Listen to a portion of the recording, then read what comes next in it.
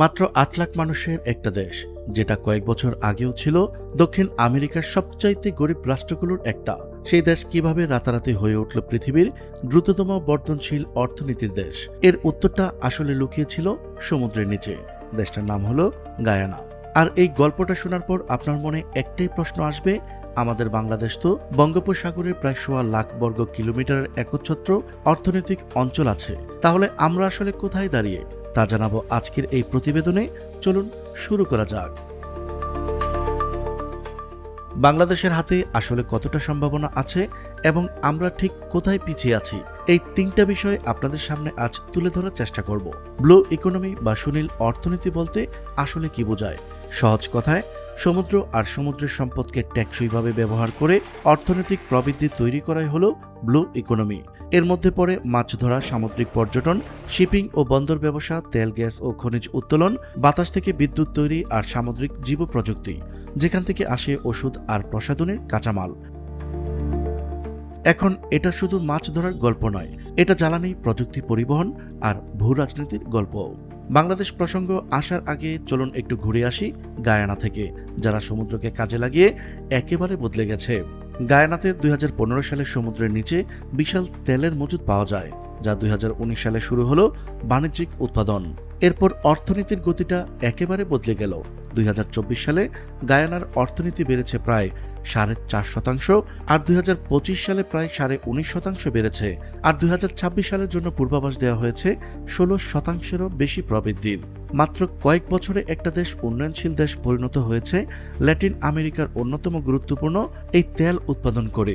এবার আসল প্রশ্নে আসি, বাংলাদেশের সম্ভাবনা আসলে কতটুকু? সত্যি বলতে গায়ানার চাইতে বাংলাদেশের সম্ভাবনা অনেক বেশি।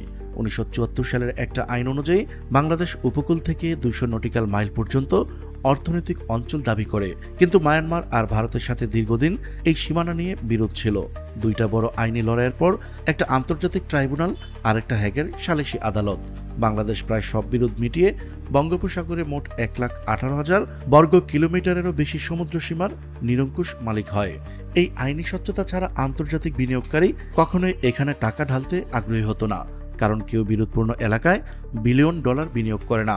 কিন্তু এখানে দুঃখের একটা জায়গা, এই রায়ের পর থেকে ১ যুগেরও বেশি সময় পেরিয়ে গেছে, অথচ নীতি আর পরিকল্পনার অভাবে আমরা পিছিয়ে গেছি অনেকটা পথ। বঙ্গোপসাগরে ৪০০-রও বেশি প্রজাতির মাছ আছে, কিন্তু আমরা আহরণ করি খুবই সামান্য অংশ। বাকিটা অবহেলিত থেকে যাচ্ছে, না হয় চলে যাচ্ছে বিদেশি ট্রলারের হাতে। একাধিক জরিপে সমুদ্রের তলদেশে গ্যাসের সম্ভাবনা কথাও উঠে আসে, আর উপকূলীয় বালুতেও পাওয়া গেছে মূল্যবান খনিজ সম্পদ। সামুদ্রিক জীব প্রযুক্তি খাতে বিশ্ববাজারে দ্রুত বেড়ে চলেছে, কিন্তু বাংলাদেশ এই খাতে প্রায় অনুপস্থিত।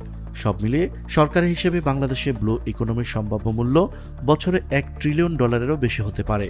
সমুদ্র আহরণে পিছিয়ে থাকলেও একটা জায়গায় বাংলাদেশ এগিয়ে আছে, সেটা হলো বন্দর ও পরিবহন বাণিজ্যে। চট্টগ্রাম বন্দর দেশের প্রধান সমুদ্র বন্দর হলেও এর গভীরতা মাত্র ৯.৫ মিটারের কাছাকাছি, তাই বড় কন্টেনারের জাহাজ সরাসরি ভিড়তে পারে না এই বন্দরে। এগুলোকে সিঙ্গাপুর বা কলম্বোর মতো তৃতীয় দেশের বন্দর ব্যবহার করতে হয়, যেখানে বাড়তি সময় আর খরচ যোগ হয়।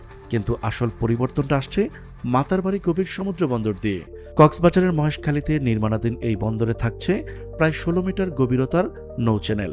এর ফলে বাংলাদেশে প্রথমবারের মতো বড় আকারের কন্টেনার জাহাজ সরাসরি ভিড়তে পারবে, যা চট্টগ্রাম বন্দরের তুলনায় প্রায় ৪ গুণ বেশি ধারণ ক্ষমতার।